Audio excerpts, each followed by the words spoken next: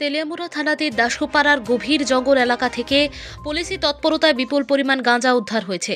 গোপন সূত্রে পাওয়া খবরের ভিত্তিতে তেলিয়ামুড়া থানার পুলিশ একটি বিশেষ অভিযান চালায়। অভিযানে জঙ্গল থেকে পরিত্যক্ত অবস্থায় 4টি ব্যাগ উদ্ধার করা হয়।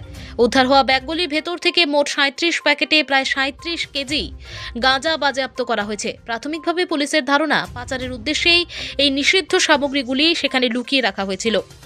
যদিও অভিযানের সময় কাউকে আটক করা সম্ভব হয়নি, তবুও পুলিশ নির্দিষ্ট ধারায় একটি মামলা রুজু করে ঘটনার তদন্ত শুরু করেছে। এই চক্রের সঙ্গে কারা জড়িত এবং কোথা থেকে গাঁজা আনা হয়েছিল তা খতিয়ে দেখছে পুলিশ। এ বিষয়ে বিস্তারিত জানিয়ে তেলিয়ামুড়া থানার ভারপ্রাপ্ত অফিসার ইনচার্জ জয়ন্ত কুমার দে জানান, মাদক বিরোধী অভিযান আরও জোরদার করা হবে এবং দোষীদের চিহ্নিত করে আইনের আওতায় আনা হবে।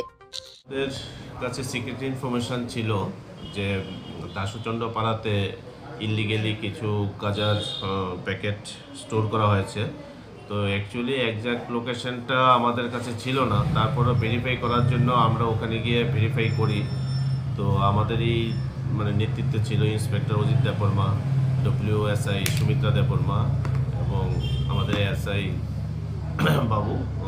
তো ওনারা গিয়ে স্টাফ নিয়ে ওখানে গিয়ে সোর্স মোতাবেক ওই জায়গাতে খোঁজ করেন।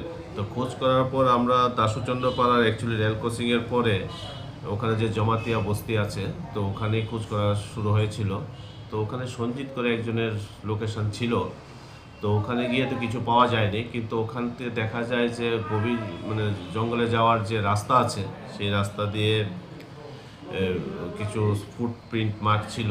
তো ওইখানে গিয়ে খুঁজতে খুঁজতে যখন জঙ্গলে যাওয়া হয়, তখন জঙ্গলের ভেতরে গভীর জঙ্গলে ফরেস্ট ল্যান্ড, ওখান থেকে 4টে ব্যাগ পাওয়া যায়। যে 4টে ব্যাগের মধ্যে টোটাল 37 প্যাকেট গাঁজা পাওয়া যায়, যে প্রত্যেকটি প্যাকেট 1 কেজি করে, 1 কিলো করে।